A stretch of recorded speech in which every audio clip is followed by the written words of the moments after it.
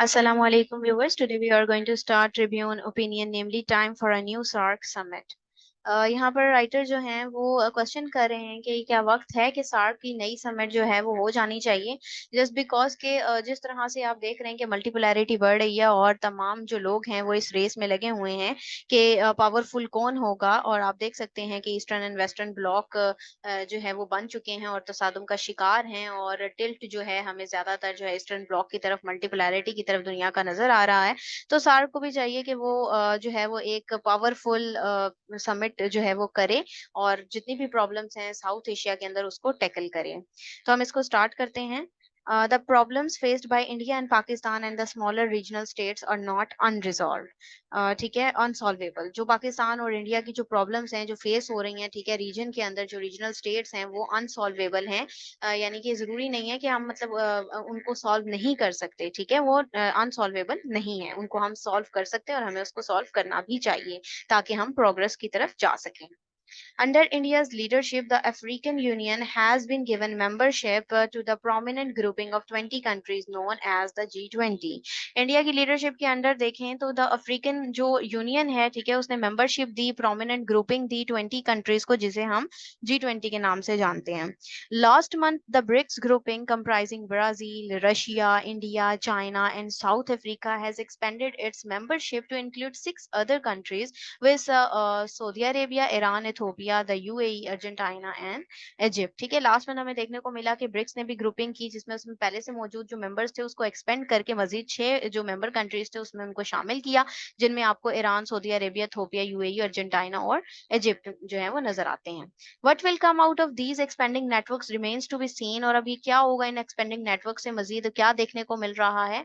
However, the diversity of membership of such grouping illustrates, तो ताहम देखने को मिल रहा है कि जो डाइवर्सिटी है ना इन मेंबरशिप में, जो हर हर तरह के अलग अलग तरह की स्टेट्स इसके अंदर शामिल है ग्रुपिंग में, उसका हिस्सा है, तो वो इलस्ट्रेट करती हैं, इस चीज की वजाहत करती हैं कि how Jio economic imperatives, imperatives यानी यहाँ पे जरूरियात के सेंस में यूज हो रहा है कि किस तरीके से जियो इकोनॉमिक जो जरूरियात हैं और fast becoming a more compelling glue to forge alliances between different nations, के वो जो है वो बहुत जरूरी हैं, ग्लू का काम कर रही हैं दो अलायंसेस को जोड़ने के लिए, डिफरेंट नेशंस को जोड़ने के लिए।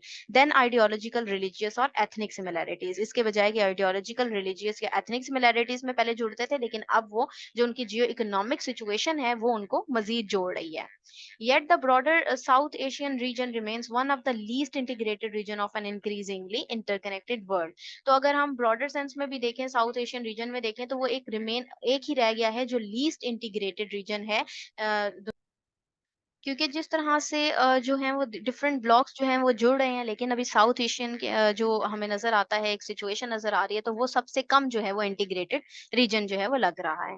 The South Asian association for regional cooperation was formed in the mid 1980s। ठीक है, साउथ एशियन एसोसिएशन जो रीजनल कोऑपरेशन के लिए बनाई गई थी 1980 में, with aspirations to become the European Union for South Asia. उनकी एस्पायरेशंस ये थी कि वो ईयू बनेगा साउथ एशिया के लिए। Yet SAARC has faced pertinent stumbling blocks, pertinent होता है मुतलका, ठीक है, स्टम्बलिंग ब्लॉक्स ठोकरें खाने वाले, लेकिन अभी तक सार्क जो है वो फेस कर रहा है मुतलका जो है वो ठोकरें खाने वाले ब्लॉक्स के तौर पर ही इधर उधर जा रहा है, largely due to the protracted rivalry. Protracted होता है तवील, तवील राइवलरी चलती आ रही है इसके अंदर between its two largest states, जो कि इसके अंदर दो बड़ी जो है स्टेट्स मौजूद है, उनके दरमियान राइवलरी चल रही है, जो कि इंडिया और पाकिस्तान है। डिस्पाइट लैकलस्टर प्रोग्रेस, लैकलस्टर होता है कमजोर, कमजोर प्रोग्रेस के अलावा SAARC establish some affiliated entities such as development fund, regional university, a joint arbitration council and a regional standards organisation. ठीक है, उसके अलावा इसने एफिलिएटेड एंटिटीज के साथ भी उनको भी स्टैब्लिश किया है, जिनके अंदर आपको ये further development fund, regional universities और ये फर्दर जो है नजर आ रहे हैं। However, the dearth of funding and political will have not enabled any of these institutions to achieve their stated aims. लेकिन ताहम जो कमी है ना, ठीक है, तो फंडिंग और पॉलिटिकल जो हमें कमियां नजर आ रही हैं, उनको इस काबिल अभी तक इन चीजों ने नहीं बनाया कि ये इंस्टीट्यूशन जो उनके एम्स थे उनको अचीव कर सकें। इनफैक्ट दर हकीकत SAARC countries have not even convened a physical summit since 2014। दर हकीकत हम ये भी देखें कि सार्क ने 2014 के बाद से लेकर अभी तक कोई फिजिकल समिट कन्वेंट नहीं की। उसका कोई इजलास उसने नहीं बुलाया। A few SAARC declarations have expressed concerns about regional climate change and its associated security risk, but most of these efforts are yet to be ratified, much less operationalized. ठीक है, कुछ जो हैं वो सार्क डिक्लेरेशन जिनमें हमें उसके express नजर आते हैं, कंसर्न्स नजर आते हैं, एक्सप्रेस करता हुआ नजर आता है, जैसे कि रीजनल क्लाइमेट चेंज के ऊपर उन्होंने थोड़ी बात की, सिक्योरिटी रिस्क के हवाले से इन्होंने काम किया, लेकिन फिर भी ये एफर्ट जो है वो अभी भी रेटिफाइड नहीं हुई, तौसीख नहीं हो सकी इनकी, और बहुत ही कम ऑपरेशनलाइज हो चुकी हैं। In 2020, India spearheaded efforts to hold a virtual SAARC summit during the height of the COVID-19 scare. ठीक है, 2020 में इंडिया ने spearheaded यानी कि आगे लेकर जाने की कोशिश की, एफर्ट्स की थोड़ी सी कि सार्क की समिट एक वर्चुअल समिट बुलाई जाए। कब हुआ ये? ड्यूरिंग द कोविड 19 के पीरियड में हुआ था। India and other member states pledged होता है अहद करना। इंडिया और दूसरी स्टेट्स थी, उन्होंने अहद किया nearly $20 million for regional emergency fund, के जो रीजनल इमरजेंसी फंड है उसके लिए $20 million मख्तस करेंगी। हाउएवर, ताहम beside some modest information sharing, no significant progress was made to contend with the pandemic at the regional level. ठीक है जी, तो देखने को मिला कि जो मॉडस्ट इंफॉर्मेशन शेयरिंग के अलावा किसी किस्म की कोई अहम प्रोग्रेस नहीं देखी गई पेंडेमिक से लड़ने के लिए रीजनल लेवल पर। The willingness of regional countries to pledge some funds and to come together during the pandemic is, लेकिन जो willingness थी ना उनकी कि वो कंट्रीज ने ये अहद किया था कि वो फंड देंगी और एक दूसरे के साथ इकट्ठी हो जाएंगी, तो वो ये चीज दिखा रही है कि however indicative that the desire for regional cooperation has not dissipated entirely, कि जो उनकी डिजायर है एक प्रॉपर जो है एक एसोसिएशन बनने की, एक साथ एक दूसरे की हेल्प करने की, कोऑपरेट करने की, वो मुकम्मल तौर पर खत्म नहीं हुई। While difficult, it is not impossible to turn impending transboundary environmental challenges facing the region into an opportunity for enhanced cooperation, rather than allowing climate-induced stresses to become a source of further friction. अब ये चीज़ difficult है, while difficult होने के साथ-साथ, लेकिन फिर भी ये इम्पॉसिबल नहीं है, नामुमकिन नहीं है कि ये एक जो है ट्रांसबाउंडरी जो एनवायरमेंटल चैलेंजेज़ हैं, जो फेस कर रहा है रीजन, ठीक है? उसको एक अपॉर्च्युनिटी में तब्दील कर दें कोऑपरेशन के ज़रिए से, बजाय इसके कि क्लाइमेट चेंज को और इनसे जो पैदा होने वाले जो मसाइल हैं, उसको मज़ीद स्ट्रेस करें और रगड़ देकर उसको जो है वो मज़ीद एनहांस करें। तो इससे इसकी बजाय इनको यही चाहिए कि हर पॉसिबल कोशिश करें इनको बेहतर करने की। Climate change and population induced pressures will continue to stress the quantity and quality of vital resources such as fresh water. Climate change और population induced जितने भी pressures हैं population की वजह से भी जो पड़ रहे हैं, ठीक है, continuously वो quantity quality जितने भी vital sources हैं उन पर पड़ रहे हैं, उसके असरात जैसे कि fresh water पर पड़ रहे हैं, ताज़ा पानी पर। It is thus vital that neighboring states like India and Pakistan, Pakistan and Afghanistan, India and Bangladesh, and India and Nepal create mutually beneficial and sustainable trans-border water management strategies. ये भी ज़रूरी है कि नेबरिंग स्टेट्स जो हैं वो management proper जो trans border water management strategies हैं उसको सस्टेन करें। जितने भी यहाँ पर आपको उन्होंने ममालिक बताए हैं, नेबरिंग स्टेट्स बताई हैं, उनको चाहिए कि वो ये स्ट्रेटजीज अडॉप्ट करें। As bilateral cooperation remains difficult due to the lingering animosity. Lingering होता है एक लटका हुआ होना, ठीक है, जो सॉल्व ना हुई हो चीज, और एनिमोसिटी दुश्मनी, ठीक है, ना सॉल्व हुई हुई जो दुश्मनी है, काफी अरसे से ये मुश्किल है बायलैटरल कोऑपरेशन का होना, दो तरफा ताल्लुकात का बेहतर होना, क्योंकि इन स्टेट्स के दरमियान ये एनिमोसिटी चलती आ रही है between the larger neighbouring state, जो कि बड़ी स्टेट्स हैं, जो नेबरिंग स्टेट्स हैं उनके दरमियान राइवलरी चलती आ रही है। Regional efforts to enable this cooperation assumes even greater significance, और रीजनल एफर्ट जो है वो इसको एनेबल कर सकती हैं कि कोऑपरेट करें वो आपस में और ग्रेटर सिग्निफिकेंस की तरफ चीज को लेकर जाएं।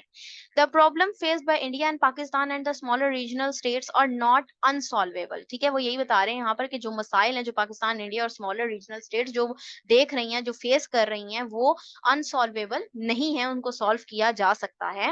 And solutions attempted in other parts of the world can help manage and conserve shared water resources. और ये जो सोल्यूशन है जो अटेम्प्ट हुए different part of the world में, हम देख सकते हैं उसने हेल्प किया था इन शेयर्ड वाटर रिसोर्सेज के जरिए से, उन्होंने इस चीज को मैनेज किया। And to deal with other shared challenges such as cross border air pollution, और डिफरेंट तरीके से भी उन्होंने डील किया इस चीज को, जैसे कि चैलेंजेस थे जैसे कि क्रॉस बॉर्डर एयर पोल्यूशन वाले चैलेंजेस के थ्रू उन्होंने किया। There are some precedents within the region of such cooperation. Precedents यहाँ पे एग्जाम्पल के तौर पर ले रहे हैं कि कुछ एग्जाम्पल भी मौजूद है कॉपरेशन की इस तरह such as the hydropower development and and water management agreement between Bhutan and India back in the 1980s। इसकी एग्जांपल हम देख सकते हैं, जो हाइड्रो पावर डेवलपमेंट हुई थी, वाटर मैनेजमेंट एग्रीमेंट हुआ था भूटान और इंडिया के दरमियान 1980 में। European and North America also establish a trans border air quality convention to initially curb the phenomena of acid rains. Curb होता है रोकना, ठीक है। एसिड रेन, तेजाबी बारिशें जो हो रही थी उनको रोकने के लिए इनिशियली कन्वेंशन की थी उन्होंने भी, अमेरिका, नॉर्थ अमेरिका और यूरोपियन स्टेट्स ने, ठीक है, स्टैब्लिश की थी उसने भी trans border air quality convention को। But was then broaden to address other pollutants, लेकिन ये चीज बाद में बढ़ा दी गई दूसरे पोल्यूटेंट्स तक भी। Providing precedents for putting in place cross border technical collaboration strategies. और ये हमें एग्जांपल प्रोवाइड करती है कि किस तरीके से क्रॉस बॉर्डर जो टेक्निकल कोलैबोरेशन स्ट्रेटेजीज हैं उनको अडॉप्ट करके चीजों को सॉल्व किया जा सकता है। यूरोपियन कंट्रीज और signatories to a water convention for sustainable trans border water management. और जो यूरोपियन कंट्रीज हैं वो सिग्नेटरीज रहे हैं, ठीक है, वाटर कन्वेंशन के, जिन्होंने sustainable trans border water management की, which could also be adopted to the South Asian context, जो कि साउथ एशियन कॉन्टेक्स्ट के अंदर भी अडॉप्ट किया जा सकता है और प्रॉब्लम्स को रिजॉल्व करवाया जा सकता है। It may be a while before SAARC gains the leverage, leverage होता है फायदा उठाना, to enable resolution of lingering regional territorial dispute। लिंगरिंग, ये वही जो तातुल का शिकार है, ठीक है, तातुल का शिकार जितने भी रीजनल टेरिटोरियल डिस्प्यूट्स हैं, तो सार को चाहिए कि वो लेवरेज उठाए, फायदा उठाए और इन चीजों को सॉल्व करवाए। हाउएवर, ताहम climate change and increase trade provide the two least controversial yet vital areas for cooperation and much needed confidence building. तो क्लाइमेट चेंज और जो बढ़ती हुई ट्रेड है वो प्रोवाइड कर सकती है जो लीस्ट कंट्रोवर्शियल है अभी तक फिलहाल, ठीक है। तो ये वाइटल एरियाज हैं, कॉपरेशन की जरूरत ये है कि उनके अंदर कॉन्फिडेंस बिल्डिंग करवाई जाए, उनकी उनके इश्यूज को रिजॉल्व करवाया जाए। Perhaps a long overdue physical meeting of regional leaders would help materialize such possibilities। तो ऐसा हो सकता है कि जो फिजिकल समिट करवाए, फिजिकल मीटिंग करवाए अगर सार्क, ठीक है, जिसमें रीजनल लीडर्स आएंगे, आपस में मिलेंगे, बैठेंगे, बातचीत होगी, तो इस तरीके से पॉसिबिलिटीज बन सकती हैं कि वो एक दूसरे की हेल्प करें और कॉपरेशन के लिए तैयार हो जाएं। ठीक है जी, आयर के पॉइंट ऑफ व्यू से, करंट अफेयर के पॉइंट ऑफ व्यू से, पाकिस्तान के अफेयर के हवाले से ये बहुत ज्यादा इंपॉर्टेंट है। और ये था इसका एनालिसिस। अगर आप लोगों को ये पसंद आया तो काइंडली इसको लाइक कीजिएगा, शेयर कीजिएगा। Thank you very much. Allah Hafiz.